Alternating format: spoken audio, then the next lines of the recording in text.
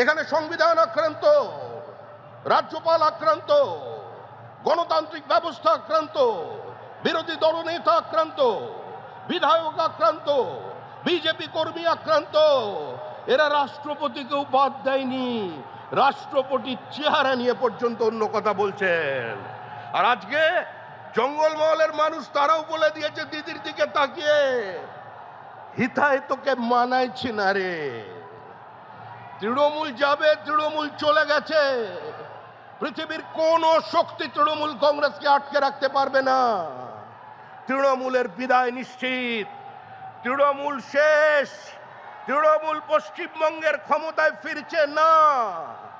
যতই করো হামলা, বিজেপি জিতবে বাংলা, এর বাইরে কোনো কথা আপনাদের সামনে থাকবে না। আপনারা শান্তিপূর্ণভাবে বাড়ি ফিরে যান। মনে রাখবেন, পৃথিবীর সর্ববৃহৎ রাজনৈতিক দল এবং গোটা পৃথিবী যার দিকে তাকিয়ে আছেন সেই নরেন্দ্র মোদী। পাহাড় থেকে সাগর পর্যন্ত, সোমনাথ থেকে গৌহাটি, কাশ্মীর থেকে কন্যাকুমারী, মানুষ যার উপরে ভরসা রাখেন সেই নরেন্দ্র মোদী আপনাদের নেতৃত্ব দিচ্ছেন। তাই এক কথায় শেষ করছি, গঙ্গোত্রী থেকে গঙ্গাসাগর মোদীজির নেতৃত্বে তৈরি হবে ডাবল ইঞ্জিন সরকার।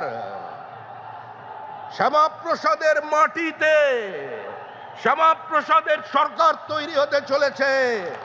এটা কালের দেওয়াল লিখন, একে কেউ বদল করতে পারবেন না।